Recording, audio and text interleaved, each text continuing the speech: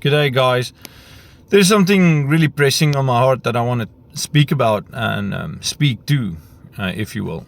In South Africa, for the longest time I can remember, we've always been encouraged to capitulate, always been encouraged to run from the problem because, the world will never allow us to be a people.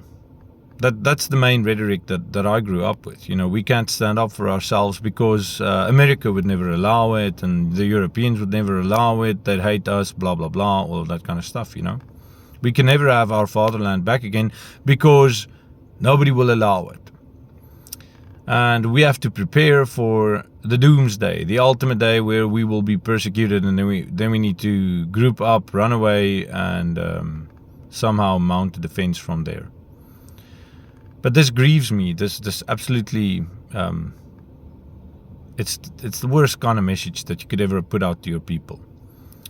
We have to understand that if we allow our enemies to define us and to dictate to us what we need to be afraid of, what we need to be proud of, what we can say, what we can't say, then they will also dictate the future in which we will live, or ultimately in which we will go extinct. Now, the worst and most dangerous thing that can happen to us as a white collective, right? As white people in South Africa, as the Boers, Boere, or as the Germans, or as the Americans, or as the Australians, the worst thing that we can allow to happen to ourselves is not death in the face of the pursuit of justice, right? Or the pursuit of what is true. It is not dying in the struggle. It is not being involved in the struggle altogether. That is the worst thing that can happen.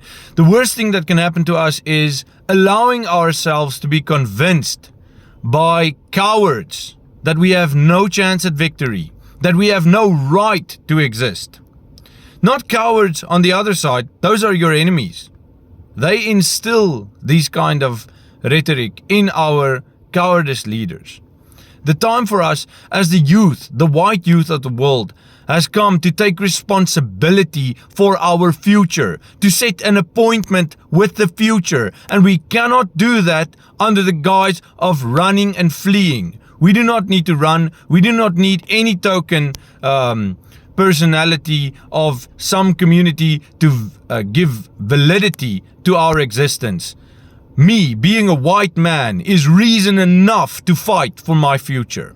I am white, I am proud of it. And so should you be. Your forebearers stood against far greater challenges.